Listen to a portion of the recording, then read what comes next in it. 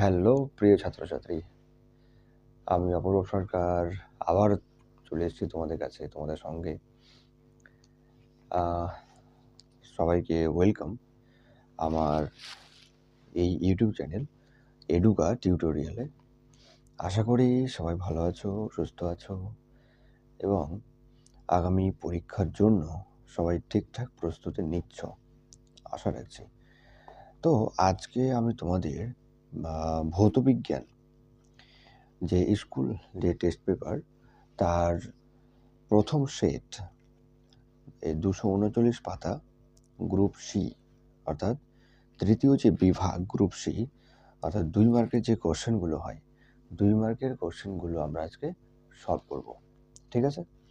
তো প্রত্যেককে বলবো, যারা দেখছো, যারা দেখেছো, যারা জানো, প্রত্যেককে বলবো তোমরা এই ভিডিওগুলা সবার সঙ্গে শেয়ার করবে, সবাইকে দেখাবে, জানাবে, সাবস্ক্রাইব করতে বলবে। এইটুকু আশা আমি তোমাদের কাছে রাখছি, কারণ তোমরাই হচ্ছে সব। আমি আগামী দিনে ক্লাস নিয়ে আসতে পারি বা এই ধরনের ভিডিওগুলো বানাতে পারি, তো এটার জন্য একমাত্র তোমরাই হচ্ছে সব কিছু। তো এইটুকু আমি তোমাদের কাছ থেকে অনুগ্রহ করছি যে, বা তোমাদের কাছ থেকে আশা রাখছি যে তোমরা অবশ্যই সাবস্ক্রাইব করবে, বাকিদের করতে বলবে, লাইক কমেন্ট যে কোনো সমস্যা হলে অবশ্যই জানাবে প্রত্যেকে। তো চলো বেশি কথা না বলে আজকে আমরা ক্লাস শুরু করি। তো গ্রুপ সি, সবাই বই, খাতা, কলম রেডি করবে। কি কি রয়েছে দেখা যাক। তো প্রথম বলছে কি 3-এর 1, ঠিক আছে, 3 দাগের 1, নিম্নলিখিত প্রশ্নগুলির উত্তর দাও। বিকল্প প্রশ্নগুলি লক্ষণীয়, অর্থাৎ কিছু কিছু জায়গাতে বিকল্প বা অথবা দিয়ে যে প্রশ্নগুলো থাকে। তো প্রথম বলছে বিশ্ব উষ্ণায়ন রোধ করতে হলে কি কি কাজ করতে হবে আমাদের। দেখো প্রশ্ন খুবই সহজ দিয়েছে। বিশ্ব উষ্ণায়ন বলতে কি বোঝায়? আচ্ছা, বিশ্ব উষ্ণায়ন মানেটা কি? বিশ্ব মানে তো আমাদের পৃথিবীর কথা বলছে, উষ্ণায়ন মানে হচ্ছে গরম হওয়া, মানে পৃথিবী আমাদের কি হচ্ছে, দিন দিন গরম হচ্ছে। ঠিক আছে? তাই পৃথিবী গরম হচ্ছে কেন? কারণ আমাদের পরিবেশে অনেক রকম জিনিস, অনেক রকম গ্যাসীয় যে উপাদান, গ্যাসীয় পদার্থ যারা পৃথিবীতে আসা যে আলো, তাপ এগুলোকে ধরে রাখতে পারে বা ধরে রাখার ক্ষমতা রয়েছে। তো সেই সকল গ্যাসেদের পরিমাণ ধীরে ধীরে বাড়ছে। তো এই যে সকল গ্যাসগুলো রয়েছে এদের পরিমাণ যদি আমরা কমাতে পারি, ঠিক আছে? এই সকল গ্যাসেদের পরিমাণ যদি আমরা কমাতে পারি, তাহলে অবশ্যই আমাদের পৃথিবী এই গ্যাসীয় উপাদানগুলো কমে গেলে এই আলো, তাপ সেটাকে ধরে রাখার কেউ আর থাকবে না। এর ফলে পৃথিবীর তাপমাত্রা স্বাভাবিক হবে, অর্থাৎ বিশ্ব উষ্ণায়ন ব্যাপারটা কী হবে, কমবে। তাহলে আমাদের কি করতে হবে? এই গ্যাসীয় উপাদানগুলো কমাতে গেলে প্রথম আমাদের কাজ কি করতে হবে? বৃক্ষ রোপণ করতে হবে। অর্থাৎ প্রথম কাজ কি আমাদের? ১ নম্বর কাজ হচ্ছে আমাদের কি বৃক্ষ মানে গাছ লাগানো। এর একটা পয়েন্ট হয়ে গেল যে বৃক্ষরোপণের মাধ্যমে আমরা কি করব? বিভিন্ন গ্রিনহাউস গ্যাসের যে প্রভাব বা গ্রিনহাউস গ্যাসের যে পরিমাণ সেটা আমরা কমাতে পারি। তাছাড়া ২ নম্বর হচ্ছে জীবাশ্ম জ্বালানির ব্যবহার কমাতে হবে। তো জীবাশ্ম জ্বালানি থেকে তো অনেক রকম গ্যাসীয় উপাদান বেরোয়, যেমন ধরো CO2 বেরোয়, CFC রয়েছে, বিভিন্ন ধোঁয়া থেকে, বিভিন্ন প্রকার ধোঁয়া থেকে, সেখান থেকে CFC বেরোয়। তো সেই সকল উৎপাদন যাতে কম হয় তার ব্যবস্থা নিতে হবে। অর্থাৎ জীবাশ্ম জ্বালানির ব্যবহার কি কমাতে হবে। দুটো বলেছে ২ মার্কের। এর বেশি লেখার বা বলার তোমার দরকার নেই। ৩-এর ২ দাগের ৩-এর ২ যেখানে অঙ্ক রয়েছে, এই অঙ্ক আমাদের গ্যাসের আচরণ থেকে রয়েছে। তো প্রথম যে অঙ্কটা রয়েছে আমার একটু ডাউট লাগে। ঠিক আছে? তো ৩-এর ২ এর অথবার অঙ্কটা আমি করছি। ওই অঙ্কটা একটু আমার ডাউট লাগছে। কিছু এককে আর সংখ্যাতে একটু ডাউট লাগছে এবং এই উত্তরও দেখলাম বইয়ের মধ্যে, উত্তরটা কিন্তু অন্যরকম। তো এটা নিয়ে পরে আলোচনা করব। তবে অথবার ৩-এর ২ এর অথবার যে প্রশ্ন রয়েছে সেটা আমরা দেখি ভাবে করব আমরা। তো প্রশ্ন বলছে ৪ অ্যাটমসফিয়ার চাপে, ঠিক আছে? ৪ অ্যাটমসফিয়ার চাপে ও ৩০০ কেলভিন উষ্ণতায় ৮ গ্রাম H2 গ্যাসের আয়তন কত? যেখানে আমার ব্র্যাকেটে দেখো লেখা আছে R এর মান 0.082 লিটার অ্যাটমসফিয়ার মোল ইনভার্স আর কেলভিন ইনভার্সে, আর H সমান 1 এরকম একটা লেখা রয়েছে। তো এই অঙ্কটা করতে গেলে দেখো, এই অঙ্কটা করতে গেলে আমাদের সূত্র লাগবে PV সমান nRT। এই সূত্র দ্বারা কিন্তু আমাদের এই অঙ্কটা হবে। ঠিক আছে? কি সূত্র? PV সমান nRT। ঠিক আছে? এই সূত্রটা কিসের সূত্র? এই সূত্র হচ্ছে গ্যাসের আচরণের সূত্র, ঠিক আছে। তাহলে আদর্শ গ্যাসের যা সমীকরণ সেটা হচ্ছে এইটা, পিভি সমান এনআরটি। এটা হচ্ছে কি আদর্শ গ্যাসের সমীকরণের সূত্র। তাহলে আমাদের কীভাবে করব? তো প্রথমে দেখো, যেহেতু H2 গ্যাসের কথা বলছে, তাই আমাদের লিখতে হবে যে H2 গ্যাসের প্রথমে কী কী দেওয়া আছে লিখে দেবো। তো H2 গ্যাসের কী দেওয়া রয়েছে? চাপ দেখা রয়েছে। তো H2 গ্যাসের চাপ, যাকে আমরা প্রকাশ করব পি দ্বারা, যার মানও বলে দিয়েছে 4 অ্যাটমসফিয়ার 4 atm। তারপরে বলেছে H2 গ্যাসের কি বলেছে এবার? উষ্ণতা। H2 গ্যাসের উষ্ণতা বলে দিয়েছে টি কত? কেলভিনে 300 কেলভিন, ঠিক আছে। তারপরে বলেছে H2 গ্যাসের যে আয়তন কত হবে, তাহলে H2 গ্যাসের একটা পরিমাণ বলেছে। তাহলে H2 গ্যাসের 8 গ্রাম একটা পরিমাণ। তো এই H2 গ্যাসের থেকে আমরা কী পাবো? মোল সংখ্যা পেয়ে যাব। মোল সংখ্যা বের করতে গেলে কি সূত্র রয়েছে? N, যেখানে W/M সূত্র রয়েছে। এবার W মানে কি? W মানে হচ্ছে যে H2 গ্যাসের মোট ভর কত রয়েছে, ঠিক আছে, যার পরিমাণ হচ্ছে 8, এবং আণবিক ভর আর মোট ভর, অর্থাৎ H2 গ্যাসের পারমাণবিক ভর কত রয়েছে, ঠিক আছে। তাহলে পারমাণবিক ভর কত হবে? পারমাণবিক ভর হয়ে যাবে 2, অর্থাৎ এমনি 1 হয়, পারমাণবিক ভর 1 হয়, কিন্তু তার সঙ্গে কি রয়েছে? 2 অণু মানে 2 পরমাণু যুক্ত রয়েছে। তো 2 পরমাণু যুক্ত হওয়ার কারণে আমরা 2 দিয়ে গুণ করতে হবে। তাহলে আমরা এখান থেকে কি পেয়ে যাবো? 8 বাই আমরা পেয়েছি কি কত? 2, তার মানে 4। তো 4 কি হয়ে গেল? N এর মান, অর্থাৎ মোল সংখ্যা বলছে এটাকে। আর R এর মান বলে দিয়েছে, যে ধ্রুবক R হয় তার মান বলে দিয়েছে 0.082 লিটার অ্যাটমসফিয়ার মোল ইনভার্স, আর হচ্ছে কেলভিন ইনভার্স, ঠিক আছে। তো সূত্র কি রয়েছে? আগেই বললাম, সূত্র হচ্ছে আমাদের আদর্শ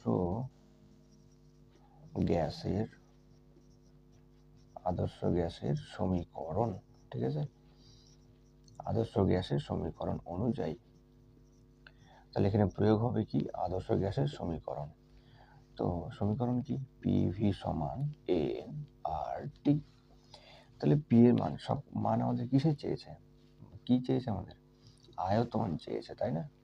কি চেয়েছে? আয়তন চেয়েছে। তাহলে অর্থাৎ ভি এর মান বের করতে হবে।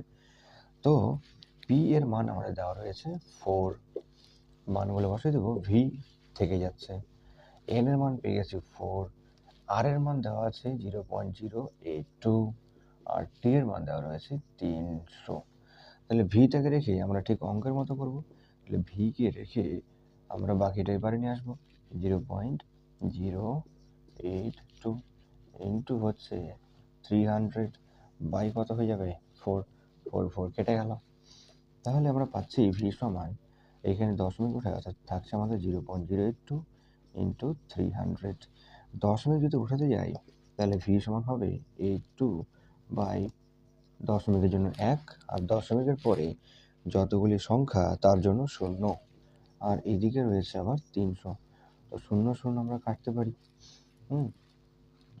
আর কি রয়েছে? 0 0 যদি আমরা কেটে দিই তাহলে আমাদের উপরে হচ্ছে 82, একে আমরা আবারও ভাগ করতে পারি। তাহলে 2 দিয়ে হয়ে যাবে আমাদের 41, এটা হয়ে গেল 5। এবার যা পেলাম তাকে 5 দিয়ে কী করে দেবো? ভাগ করে দেবো, ঠিক আছে। তো যা পেলাম তাকে কী করবো? 5 দিয়ে ভাগ করবো। এই 3 দিয়ে গুণ করবো, তাকে 5 দিয়ে ভাগ করবো। অর্থাৎ আমরা শেষমেশ পেলাম 41 গুণিত 3 বাই হচ্ছে 5। তার 41কে 3 দিয়ে গুণ করলে কত হবে? 121 বাই হচ্ছে 5। তাহলে 121কে 5 দিয়ে ভাগ করলে কত হয়? 123 হবে, ঠিক আছে। 123 যদি একে 5 দিয়ে ভাগ করি তাহলে ভাগ করে নাও 123কে 5 দিয়ে। তাহলে 5 দুগুণে 10, নামে 2, নামে 3, 4 5 20, নামে 3, 10 মিলে 0 আর 5 6 30। তাহলে আমাদের হলো কি উত্তর? আমাদের শেষমেশ ভি এর মান বেরোচ্ছে 24.6 আর একক হবে লিটার। 6 কি হয়ে যাবে একক?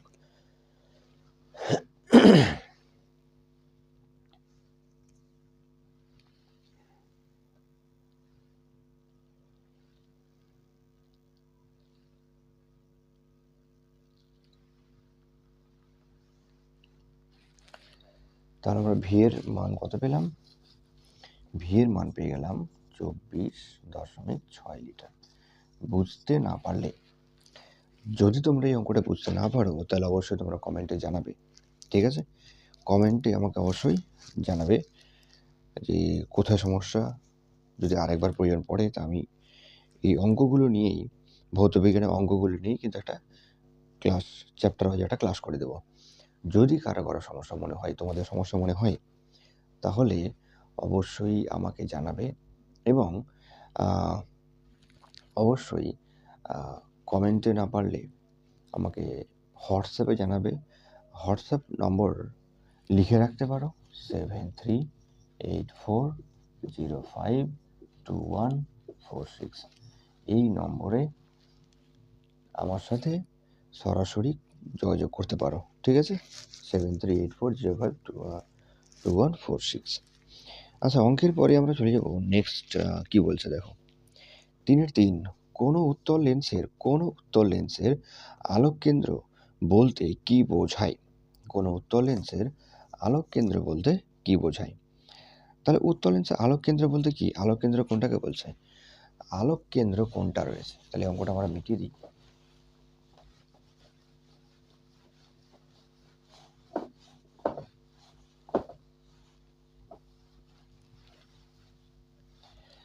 আলোক কেন্দ্র কোনটাকে বলছে? ধরে নাও এটা একটা হচ্ছে উত্তল লেন্স, ঠিক আছে? এই হচ্ছে একখানা উত্তল লেন্স। তো বলা হচ্ছে একটি উত্তল লেন্সের এমন একটা বিন্দু যেখানে বাইরে থেকে একটি রশ্মি এসে পড়বে, ঠিক আছে? এমন একটি বিন্দু যেটা কি লেন্সের ভিতরে এই আপতিত রশ্মির দিক পরিবর্তন হবে ঠিকই, কিন্তু সেই বিন্দু থেকে যখন বেরোবে, ঠিক আছে, বিন্দু থেকে যখন বেরোবে তখন কি হবে? যে আপতিত রশ্মি আর নির্গত রশ্মির অভিমুখ কি হবে? একই হবে। অভিমুখ একই হবে। এই যে বিন্দুতে বা যে বিন্দুর জায়গা থেকে বা যে বিন্দুর কারণে হচ্ছে, সেই জায়গা, অর্থাৎ এই যে জায়গাটা, এই জায়গাটাকে বলা হচ্ছে কি? আলোক কেন্দ্র, ঠিক আছে? এই জায়গাটাকে বলা হয় আলোক কেন্দ্র। এই জায়গাটা হচ্ছে লেন্সের আলোক কেন্দ্র। তো আলোক কেন্দ্র বলতে এইটুকু রয়েছে, বইয়ে পরিষ্কার করে সংজ্ঞা দেওয়া রয়েছে, তোমরা অবশ্যই একবার দেখে নেবে। তারপরে কি বলছে চলে আসি। তারপরে অথবা দিয়ে খুব সহজ একটা প্রশ্ন, দিনের বেলায় পৃথিবীর আকাশ নীল দেখায় কেন?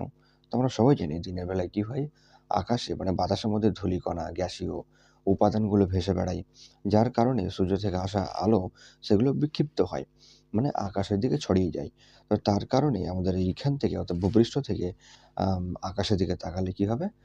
সেটাকে নীল দেখায়, অর্থাৎ আলোর বিক্ষেপণের জন্য। চলে আসে 3-4। কি বলছে? ভাস্বর বাতির তুলনায় এলইডি বাতি ব্যবহারের দুটি সুবিধে। ভাস্বর বাতির তুলনায় এলইডি বাতি ব্যবহারের দুটি সুবিধে। ভাস্বর বাতি কোনটা? ওই পুরনো যে সাদা বাল্বগুলো হতো, ঠিক আছে, কাঁচের যে বাল্বগুলো হতো, এখন তো এলইডি হয়ে গেছে বাড়ি বাড়ি। তা ওই যে কাঁচের যে বাল্ব হতো, তার সঙ্গে এই এলইডি বাল্বের তুলনা করতে বলছে। তাহলে খুবই সহজ, কাঁচের যে বাল্বগুলো হয় তাতে কি হয়? প্রচুর পরিমাণে তাপশক্তি উৎপন্ন করবে এবং খুবই কম পরিমাণে কি করবে? আলোক শক্তিতে রূপান্তরিত হয়। অর্থাৎ তড়িৎ শক্তি, ভাস্বর ল্যাম্পে তড়িৎ শক্তি প্রচুর পরিমাণে তাপ শক্তিতে রূপান্তরিত হয় এবং খুবই কম পরিমাণে কি হবে? খুবই কম পরিমাণে আলোক শক্তিতে রূপান্তরিত হচ্ছে। কিন্তু এলইডিতে এরকম নয়। এলইডিতে কি হয়? যে তড়িৎ শক্তি ভাস্বর ল্যাম্পের তুলনায় কি হয়? কম পরিমাণে তাপ শক্তি উৎপন্ন করে এবং বেশি পরিমাণে কি হয়? আলোক শক্তিতে রূপান্তরিত হয়। আর কি বলতে পারি? ভাস্বর ল্যাম্পের তড়িৎ ক্ষমতা অত্যাধিক মানে বেশি, কিন্তু এলইডি বাল্বের তড়িৎ ক্ষমতা খুবই কম। ঠিক আছে, খুবই কম। আচ্ছা 6 থেকে 8 ওয়াটের মধ্যে এলইডি বাল্ব ভালো মতো আলো দেয়, কিন্তু ভাস্বর ল্যাম্প এটাই চলে যায় কি কত 15-20 ওয়াট এর মতো। এটা গেল আমাদের ভাস্বর ল্যাম্প আর এলইডি ল্যাম্পের খুব সুন্দর তুলনা করা রয়েছে। চলে আসি পরেরটাতে, ফ্লেমিংয়ের বামহস্ত নিয়ম কি? ফ্লেমিংয়ের বামহস্ত নিয়ম, এই নিয়মটি লিখতে বলেছে, তো খুবই সহজ একটা প্রশ্ন। ফ্লেমিংয়ের বামহস্ত নিয়ম কি? বাম হাতের নিয়ম। তো বিজ্ঞানী ফ্লেমিং সে কী করেছে, বাম হাতের 3টে আঙুল, তর্জনী, মধ্যমা আর হচ্ছে বৃদ্ধাঙ্গুলি, এই 3টেকে বলছে যে বাম হাতের বা বাম হস্তের তর্জনী, মধ্যমা আর বৃদ্ধাঙ্গুলি, ঠিক আছে, এর এমনভাবে রাখা হবে, বা যদি এমনভাবে রাখা হয় তাহলে তর্জনী কী করবে, চৌম্বক ক্ষেত্রের অভিমুখ নির্দেশ করবে, আর মধ্যমা কী করবে, মধ্যমা তড়িৎ প্রবাহের অভিমুখ নির্দেশ করলে বৃদ্ধাঙ্গুলি কী করবে, পরিবাহীর গতির অভিমুখ। তর্জনী কী করবে, চৌম্বক ক্ষেত্রের অভিমুখ নির্দেশ করবে। মধ্যমা কী করবে, মধ্যমা তড়িৎ প্রবাহের অভিমুখ নির্দেশ করে। তাহলে এই বৃদ্ধাঙ্গুলি কী করবে, এই হচ্ছে আমাদের জিনিস, ঠিক আছে, এই 3টে সমকোণে থাকবে, এটাই বলছে। তাহলে বৃদ্ধাঙ্গুলি কী করবে, তাহলে বৃদ্ধাঙ্গুলির কাজ কি, বৃদ্ধাঙ্গুলি পরিবাহীর গতির অভিমুখ নির্দেশ করবে। এটাকে হচ্ছে বলা হয় ফ্লেমিংয়ের বামহস্ত নিয়ম। চলে আসি 3-5, কিপ যন্ত্রে প্রস্তুত করা হয়। কি বলেছে 3-5? কিপ যন্ত্রের কথা বলছে, তাই না? কিপ যন্ত্রের মাধ্যমে, কিপ যন্ত্র শুনলে তোমার মাথায় কোন গ্যাস আসবে? H2S, মাথায় রাখবে। কিপ যন্ত্রের সাহায্যে কোন গ্যাস প্রস্তুত করা হয়? কিপ যন্ত্রের সাহায্যে প্রস্তুত করা হয় তোমার কি H2S, অর্থাৎ হাইড্রোজেন সালফাইড। মনে থাকবে, হাইড্রোজেন সালফাইড গ্যাস কিপ যন্ত্রের সাহায্যে প্রস্তুত করা হয়। আরেকটি বলছে, গ্যাসটির প্রস্তুতির বিক্রিয়ার সমীকরণ বা রাসায়নিক সমীকরণটি লেখো। তো রাসায়নিক সমীকরণে অর্থাৎ H2S গ্যাস প্রস্তুত করার জন্য, কি করার জন্য, প্রস্তুত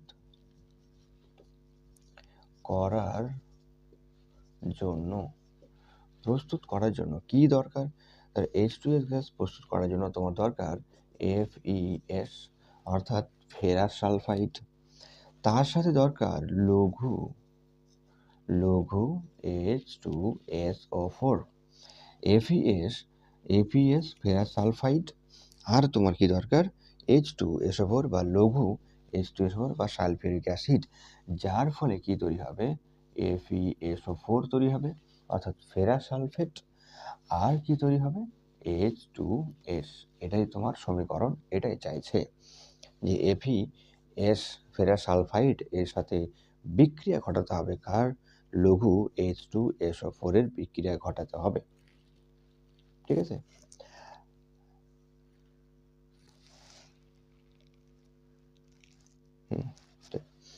আর কি রয়েছে, FeSO4, তাহলে FeSO4 তৈরি হচ্ছে, আর কি তৈরি হচ্ছে, H2S, অর্থাৎ হাইড্রোজেন সালফাইড তৈরি হচ্ছে।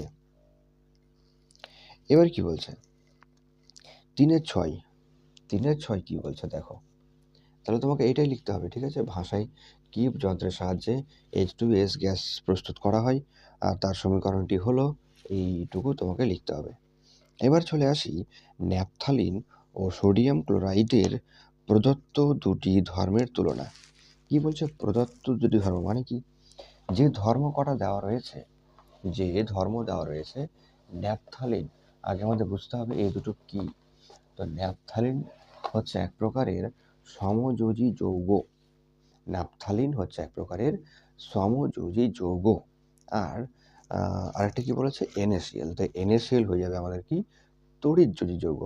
এবার বলেছে দুটি ধর্মের তুলনা, তার মানে কি, তুলনা কি বলছে, ন্যাপথালিন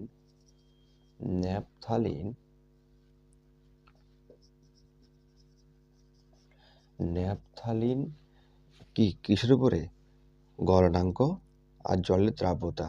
তাহলে ন্যাপথালিন এর গলনাঙ্ক কত, তো ন্যাপথালিনের গলনাঙ্ক হয়ে যাবে কত, 80°C। ঠিক আছে, যেখানে যেখানে কার যেখানে NaCl এর গলনাঙ্ক কত, NaCl এর গলনাঙ্ক কত, 820°C। ঠিক আছে, আর কি বলেছে, আরেকটি বলেছে কিসের দ্রাব্যতা, মানে হচ্ছে মিশে যাওয়ার ঘটনা, জলে দ্রাব্যতা। তাহলে ন্যাপথালিন জলে দ্রবীভূত হয় কি, ন্যাপথালিন জলে দ্রবীভূত হয় না, কিন্তু NaCl কি করে, জলে দ্রবীভূত হয়। এটাই তুলনা, হয়ে গেল তোমার 2 মার্ক। ঠিক আছে, চলে আসি 3-7 সোডিয়াম ক্লোরাইডে আয়নীয় বন্ধন কিভাবে গঠিত হয়। তো এটা তো ইলেকট্রন ডট গঠন করে তুমি দেখাতে পারবে, অর্থাৎ তোমার ইলেকট্রন ডট গঠন চাইছে NaCl এর, তো খুবই সুবিধে আছে, ভেজাল কিছু নেই, সহজভাবে লেখা রয়েছে, করে নেবে। CO2 অণুর লুইস ডট গঠন ডায়াগ্রাম অঙ্কন করো। তো লুইস ডট গঠনে আমাদের একটু সমস্যা হয়ে যায়। তো দেখো 3-7 কি বলছে, অথবা লুইস ডট গঠন কি বলেছে, লুইস ডট গঠনে CO2 আমাদের কি বলেছে, লুইস ডট গঠন। তাহলে CO অর্থাৎ আমাদের অক্সিজেন রয়েছে, কার্বন রয়েছে, অক্সিজেন রয়েছে, 2টা অক্সিজেনের পরমাণু আর 1টা কার্বনের পরমাণু। তাহলে আমাদের বের করতে হবে যে শেষে, অর্থাৎ অক্সিজেনের শেষে কয়টা ইলেকট্রন থাকে। অক্সিজেন কত নাম্বারে আছে বলে নেব, hydrogen, helium, lithium, beryllium, boron, carbon, nitrogen, oxygen. তার মানে কয়টা, 2 আর 6, অর্থাৎ এদের মোট ইলেকট্রন হচ্ছে কয়টি, 6টি। কার্বনে কটা আছে, hydrogen, helium, lithium, beryllium, boron, carbon, 6টা। তাহলে এর হচ্ছে প্রথম কক্ষে 2 আর তারপরটাতে 4। তাহলে আমাদের ডট দিয়ে সেটা দেখিয়ে দিতে হবে, কার্বনের ক্ষেত্রেও দেখিয়ে দিতে হবে, আর এর ক্ষেত্রেও 6টি ইলেকট্রন দেখিয়ে দিতে হবে। তো প্রথম এর পরের কাজ কি আমাদের, এর পরের কাজ হচ্ছে দেখো ইলেকট্রনগুলি আদান প্রদান হবে। ঠিক আছে, ইলেকট্রনগুলি আদান প্রদান হবে, এই 2টো করে জমা করবে, 2টো করে কি করবে, জমা রাখবে, এরা 2টো করে জমা রাখবে। তাহলে এই যে অক্সিজেন রয়েছে, এই অক্সিজেন কয়টা জমা রেখেছে, 2টা। এখান থেকে কার্বন কয়টা জমা রেখেছে, 2টা। ঠিক আছে, আবার কার্বন এই অক্সিজেনের সাথে 2টো করে জমা রেখেছে, আর এই অক্সিজেনের আগে 2টো দিয়ে দিয়েছে, তাহলে আছে কটা পড়ে, 2টো দিয়েছে, 4টে পড়ে আছে, এরও 2টো দিয়েছে, 4টে পড়ে আছে। তাহলে কাজ কি এবার, যদি এইভাবে দেয় তাহলে তোমার করতে হবে কি হবে, এইভাবে গোল গোল করে দেখাতে হবে যে কার কয়খানা ইলেকট্রন রয়েছে, এইটা হচ্ছে আমাদের জিনিস। তাহলে এখন অক্সিজেন আর কার্বন অক্সিজেনের মাঝে কয়টা করে বন্ধন তৈরি হবে, 2টা করে বন্ধন তৈরি হবে, কারণ 2টো করে ইলেকট্রন জমা রেখেছে। এর ফলে আমরা এরপরে লিখতে পারি CO2। এই হচ্ছে তোমার লুইস ডট গঠন। চলে আসি 3-8, কি বলেছে 3-8, ক্যালামাইন কোন ধাতুর আকরিক। তো ক্যালামাইন 1 মার্কের প্রশ্ন দিয়ে দিয়েছে যেহেতু, তো ক্যালামাইন হয়ে যাবে কোন ধাতুর আকরিক, জিঙ্কের আকরিক। ঠিক আছে, ক্যালামাইন মনে রাখবে, ক্যালামাইন হচ্ছে কার আকরিক, ক্যালামাইন হচ্ছে কার আকরিক, জিঙ্ক। এরকম বাকিগুলো তোমাকে পড়তে হবে। থার্মিট পদ্ধতিতে কোন ধাতু নিষ্কাশন করা হয়, থার্মিট পদ্ধতিতে কোন ধাতু নিষ্কাশন করা হয়। দেখো থার্মিট পদ্ধতিতে 3টে ধাতু নিষ্কাশন করা হয়, অথবা দিয়ে বলেছে, যেটা অথবা দিয়ে, থার্মিট পদ্ধতিতে 3টে ধাতু তিনটি ধাতু নিষ্কাশন করা হয়। কি কি? একটা হচ্ছে লোহা, একটা হচ্ছে ক্রোমিয়াম, আর একটা হচ্ছে ম্যাঙ্গানিজ। এই তিনটে নাম তোমাকে অবশ্যই মনে তো রাখতেই হবে, কিছু করার নেই, পড়তেই হবে। 3.9 কি বলেছে? 3.9 ইথিলিনের গঠন সংকেতের সাহায্যে দেখাও এটি একটি অসম্পৃক্ত হাইড্রোকার্বন। তো ইথিলিনের সংকেত কি? C2H4, ঠিক আছে? তো C2H4কে ভাঙলেই হয়ে গেল। এই খুব সহজ, বই একদম সুন্দর করে দেওয়া রয়েছে। কার্যকরী গ্রুপ বলতে কি বোঝায়? একটি উদাহরণ সহ লেখো। তো কার্যকরী গ্রুপ হচ্ছে, সংজ্ঞাটা করলেই হবে, যেমন একটা উপাদান যেটি কি হয়, জৈব যৌগের সাথে কি হবে, জৈব যৌগের সাথে বসে এবং জৈব যৌগের যে বৈশিষ্ট্য রয়েছে, ধর্ম রয়েছে, সেগুলোকে পরিবর্তন করে ফেলে, তো সেটাকে কার্যকরী গ্রুপ বলে। যেমন OH অ্যালকোহল হয়ে যাবে, CHO অ্যালডিহাইড হয়ে যাবে, এরকমভাবে চেঞ্জ করে ফেলে। তো এই হচ্ছে তোমাদের কিছু কথা। এরপরে তোমাদের কিছু প্রশ্ন আরও করাচ্ছে, যেমন গ্রুপ ডি। তো গ্রুপ ডিতে কি বলেছে? চলে আসো নেক্সট, গ্রুপ ডি। বলছে প্রথম প্রশ্ন, কোন গ্যাসের মোলার আয়তন বলতে কি বোঝায়? তো মোলার আয়তন কি সেটা তো সুন্দর করে দেওয়া রয়েছে, ঠিক আছে? মোলার আয়তন কাকে বলছে? আর বাস্তব গ্যাসের আদর্শ গ্যাসের আচরণের থেকে বিচ্যুতির দুটি কারণ। তো গ্যাসের আচরণে একদম লাস্টের দিকে, একদম পাতার লাস্ট টপিক হচ্ছে এই বিচ্যুতি। তো ব্যাখ্যা করছি না, বই তোমরা দেখে নেবে, পড়ে নেবে, ঠিক আছে? যেগুলো খুবই দরকার বা সমস্যা মনে হচ্ছে সেগুলো করব। যেমন হচ্ছে 4-2 অঙ্ক, ভালো করে এটা বুঝবে। এই অঙ্ক তোমাদের টোটাল টানা 3 মার্কের অঙ্ক কিংবা 2 মার্কের অঙ্ক আসবেই আসবে। তাই অঙ্কটা ভালো করে দেখো, ভালো করে বোঝার চেষ্টা করো।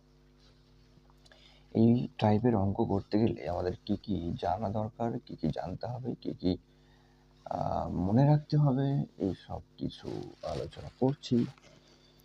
তো বলছে দেখো 4-2 কি বলছে?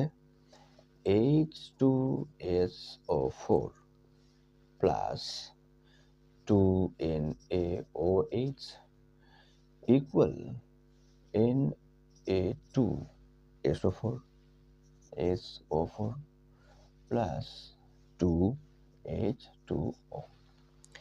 এই টাইপের অঙ্ক করতে গেলে আমাদের কি দরকার?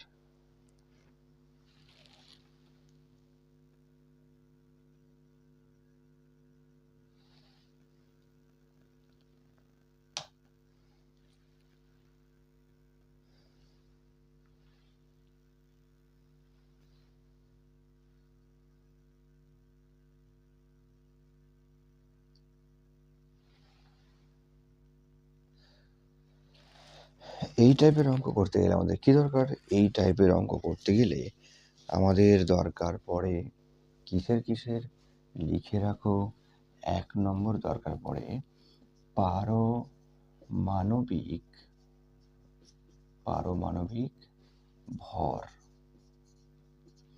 কি দরকার পড়বে? পারমাণবিক ভর। আর এরকম কয়েকটি পারমাণবিক ভর তোমাদের আমি লিখে দিই, যাতে অঙ্কগুলো বুঝে নিই, যাতে অন্য অঙ্কগুলো করতে অসুবিধে না হয়, ঠিক আছে? অন্য অঙ্ক করতে যাতে অসুবিধে না হয়।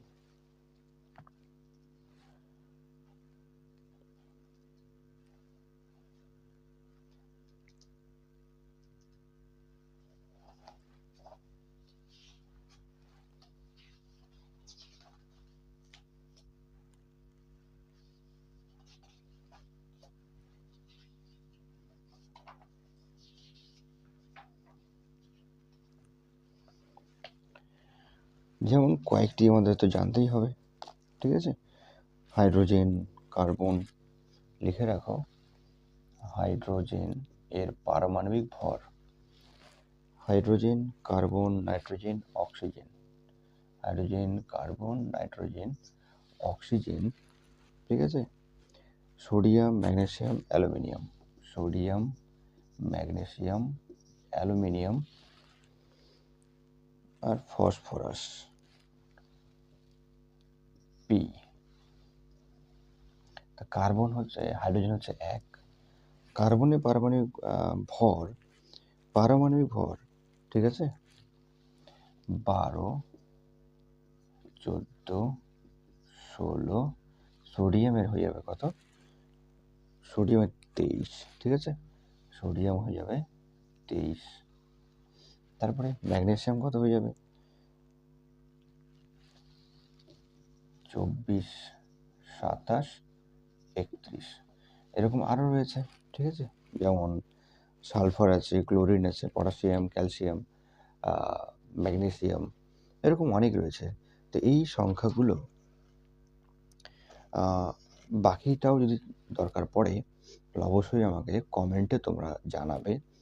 এবং এই সংখ্যাগুলো শুধু করলেই বা মনে রাখলেই আমরা এই চ্যাপ্টারের অঙ্কগুলো অনায়াসে করতে পারবো। মানে এই টাইপের অঙ্ক, যেই টাইপের অঙ্ক এখন হবে সেগুলো অঙ্কতে একটা তো সমস্যা হবে না। এবার অঙ্কে কি বলছে, এবার অঙ্কে চলে আসি, ঠিক আছে।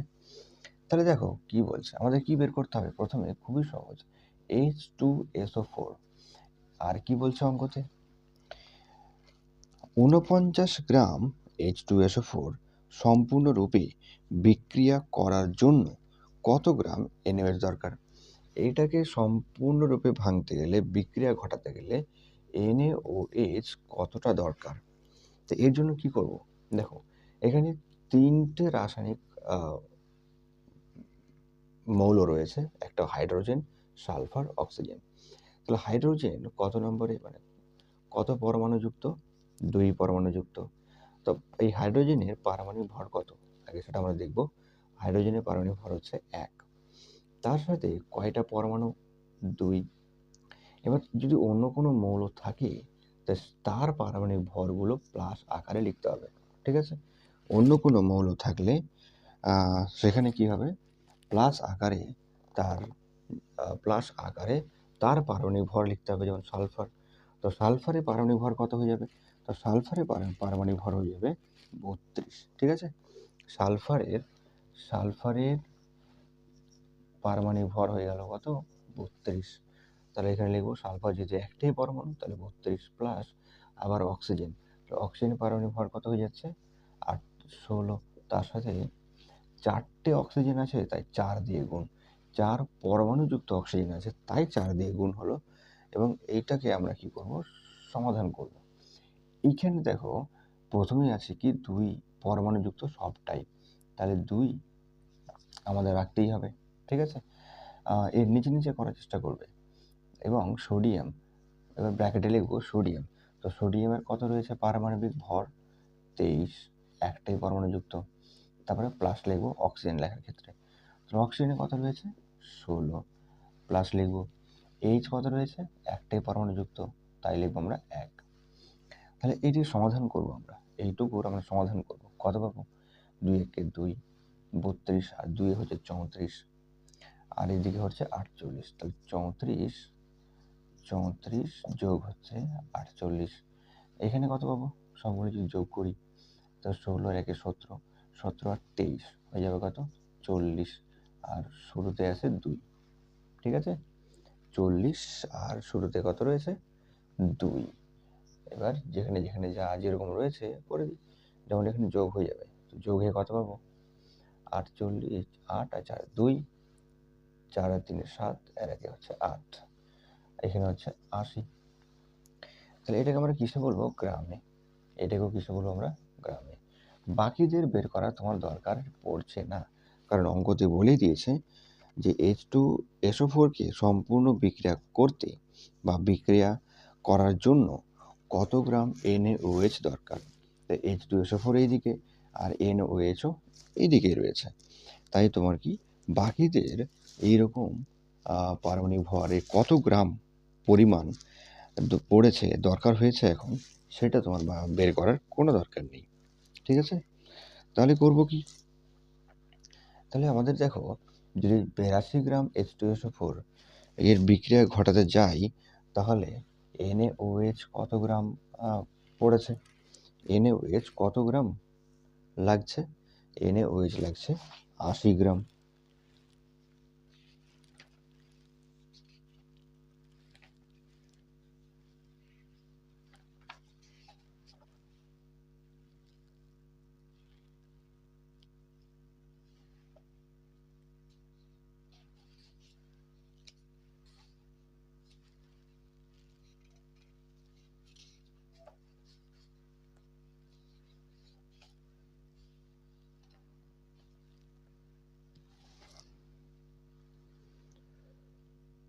দুই 4 16 4 16 32 4 16 64 হবে, ঠিক আছে, সরি 4 16 64, তাহলে 8 আর 6 3 9, তাহলে 98 গ্রাম, ঠিক আছে, 98 গ্রাম।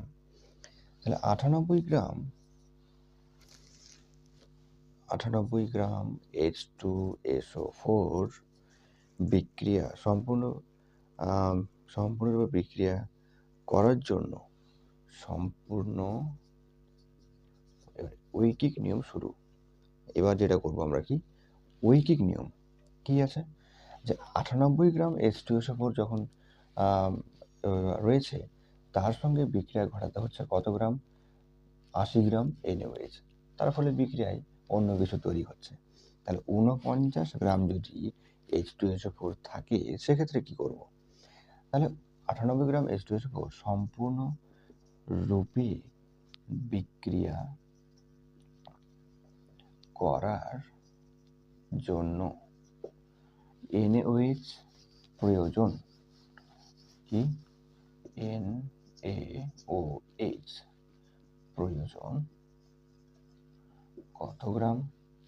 80 গ্রাম। তাহলে 1 গ্রাম H2SO4 সম্পূর্ণরূপে বিক্রিয়া করার জন্য NaOH প্রয়োজন কত গ্রাম? 80/98 গ্রাম। তাহলে 49 গ্রাম H2SO4 বিক্রিয়া সম্পূর্ণরূপে বিক্রিয়া করার জন্য NaOH কত লাগবে? কত প্রয়োজন? তাহলে 80 ঐকিক নিয়মে কি হয়, চলে যাবে উপরে, নিচে চলে আসবে 98, কেটে যাবে 2, ঠিক আছে, 2 দিয়ে 80 কেটে গেল 40, অর্থাৎ আমরা পেলাম কত? 40 গ্রাম।